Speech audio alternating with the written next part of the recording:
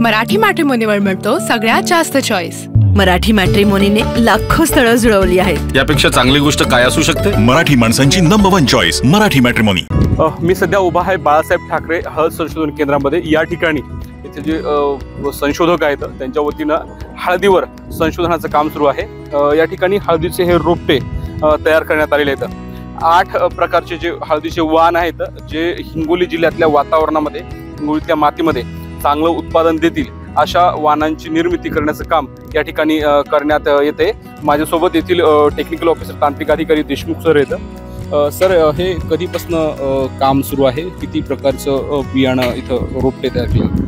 मान्य बाळासाहेब ठाकरे हरिद्रा हळद संशोधन व प्रशिक्षण केंद्राची स्थापना आपल्याला माहिती की 14 सप्टेंबर 2022 झाली आणि त्याच्यानंतर जमीन तयार करून आपण दुसऱ्याच वर्षी 2023ला खरीप हंगामामध्ये भारतामधून सर्व प्रकारची वाहनं या ठिकाणी लागवड केली आणि आता गत वर्षी आपल्याला खरीप हंगामामध्ये जवळजवळ 45 प्रकारची वाहन हळदीचे विविध संपूर्ण भारतातले आपण लागवड केलेली होती।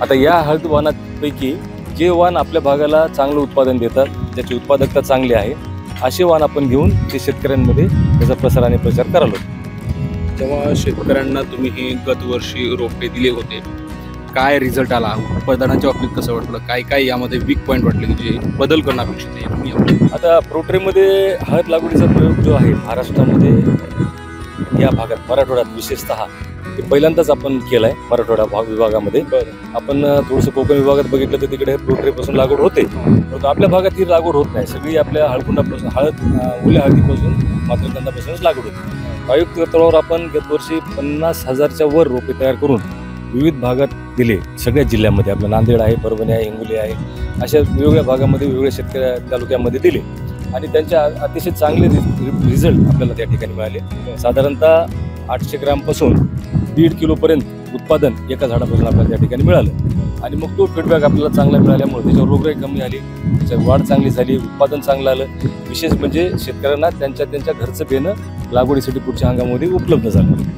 तर अशा पद्धतीनं फीडबॅक मिळाल्याच्यानंतर आम्ही यावर्षी मग थोडा मोठ्या प्रमाणावर हा कार्यक्रम हाती घेतला आहे आणि यावर्षी जवळपास 2 लाखाच्या वर आपण रोपे केलेत आणि त्यामध्ये सेलमसह आपल्या भागात सेलम हे जात आहेच, तर सेलमसह इतर जे वाहन आहेत ते सुद्धा थोड असलेले सेलमचं ते आपण घेतले आणि त्याची पण लागवड केली। साधारणतः 8 प्रकारचे वाहन आपण या ठिकाणी लावले। शेतकऱ्यांची मागणी पण या ठिकाणी दिसते।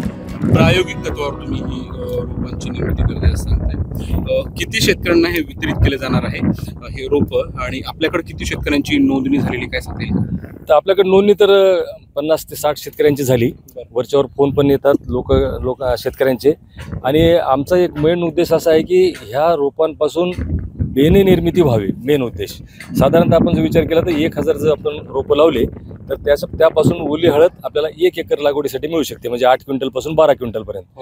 आणि तेवढा जर पर्पज सॉल्व्ह झाला आणि पुढच्या वर्षी जे काही प्लॅनिंग आहे शेतकऱ्यांची किंवा कोणाला 1 एकर लावायचे, कोणाला 2 एकर, कोणाला 4 एकर, तर त्या प्रमाणात रोपं आपण त्यांनी न्यावेत असा आमचा त्या ठिकाणी उद्देश आहे। शेतकऱ्यांना जर हे रोपं घ्यायचे असतील तर ह्याचा काय दर काय असणार आहे आणि शेतकऱ्यांना नोंदणी कशी करावी लागणार आहे? किती दिवसात हे रोपं मिळतील? आता रोपाची तर विक्री आपली सुरू झाली। साधारणतः आपण बघितलं की अक्षय तृतीयेला हळदीची लागवड आपण करणं शिफारस आहे। आपल्या भागात टेम्परेचर जास्त असल्यामुळे आपण करू शकत नाही, रोपांच्या माध्यमातून आपण अक्षय तृतीयेचा मुहूर्त साधू शकतो। सन्माननीय अध्यक्ष हेमंतभाऊ पाटील यांच्या शुभ हस्ते आपण 1 मेला या रोपांचं लागवडीचं उद्घाटन केलं आणि त्यानंतर मागच्या 15 आठवड्यापासून रोपं थोड्या प्रमाणामध्ये विक्रीस इथं सुरू आहे। आमच्या संशोधन केंद्राचे व्यवस्थापकीय संचालक आदरणीय राजेंद्र कदम सर यांचं पण मार्गदर्शन यासाठी आपल्याला मिळत आहे। बरं, एक कुतूहल म्हणून विचारतो जो प्रश्न सर्व अर्थात शेतकऱ्यांना पडलेला असेल। शेतकरी जी हळद घरी लावतात, म्हणजे घरची जी हळद गेल्या वर्षीच हळद ठेवलेली असते बियाणं म्हणून ते शेतामध्ये लागवड करतात, त्या हळदीच्या तुलनेमध्ये या रोपट्यांचं काय वेगळंपण आहे? वेगळ्या शेतकऱ्यांना या रोपट्यांचा काय फायदा होणार आहे? बदल काही? अतिशय चांगलं काय आहे बघा, याच्यामध्ये हळदीमध्ये बेणे बदलाचं जे प्रमाण आहे ते नगण्य आहे, बदलतच नाही, कारण त्याची कॉस्ट एवढी आहे जास्त। 8 क्विंटल 10 क्विंटल हळद घेऊन लावणं शेतकऱ्यांना आर्थिकदृष्ट्या परवडत नाही। आता रेट तरी बरे आहेत पण भाव चांगले नसल्यावर ते परवडत नाहीत, म्हणून बेणे बदलाचं प्रमाण कमी आहे। आणि या माध्यमातून जर आपण केलं तर आता याचे आपण फार माफक नानपाना तोटा याच्यावर तत्वावर केले आणि फक्त 3 रुपयाचे प्रति रोप दर आहेत आणि 1000 जर रोप नेलं 3000 रुपयाचं 1 एकरचं रोप चांगल्या प्रतीचं प्युअर शुद्ध दर्जेदार बेणं त्या ठिकाणी शेतकऱ्यांना मिळते आणि त्या माध्यमातून प्रचार त्याचा होतो. आता हे जे वाण आहेत आपल्याकडे, याच्यामध्ये आपण बघितलं की ढोबळ वाण आम्ही 3 प्रकार त्याच्यात केलेत.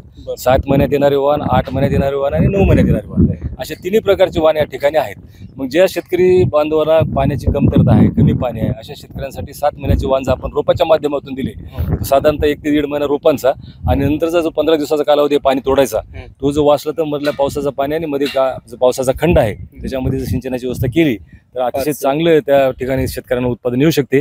कालावधी कमी असून सुद्धा जे वाण चांगले आहेत, ISR कोचीकोडीचे आहेत, प्रगती आहे, स्वरूप आहे, तुमचे PDK वायगाव आहे, हे कमी कालावधी येणारे वाण चांगले वाण आहेत. बरं सर, हे आता जे हे रोपटे इथं शेतामध्ये लावल्याच्या नंतर किती दिवसामध्ये या हळदीचा कालावधी पूर्ण होईल आणि काढणीसाठी? आता बघा ना, आपण सेलम वाण जर बघितलं तर साधारणतः 270 म्हणजे 9 महिन्याचा कालावधीचा आहे ते, आणि मेजर आपल्याकडे सेलमच आहे. त्यातले सरळ आपले 2 महिने निघून चालले ते, म्हणजे 7च महिन्याचं पीक आहे. 7 महिन्यामध्ये पीक येऊ शकते.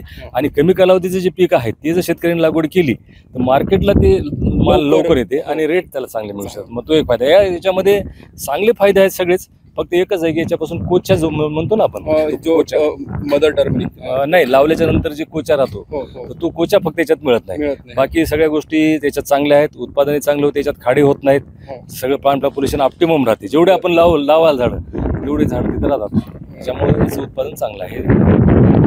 तर हे आहेत देशमुख सर येथील तांत्रिक अधिकारी येतं. हे रोपटे लावल्याच्या नंतर हळदीचा जो कालावधी आहे तो कमी होणार आहे. 2 महिन्याचा कालावधी हळदीचा घटणार आहे आणि याचा फायदा शेतकऱ्यांसाठी होणार आहे. कमी कालावधीमध्ये, कमी पाण्यामध्ये आणि कमी मॅनपॉवरमध्ये जास्तीत जास्त उत्पादन कसं घेता येईल त्याचं संशोधन या ठिकाणी ते करत आहेत. माधव दिपके, ABP माझा, वसमत, हिंगोली. ABP माझा, उघडा डोळे बघा नीट.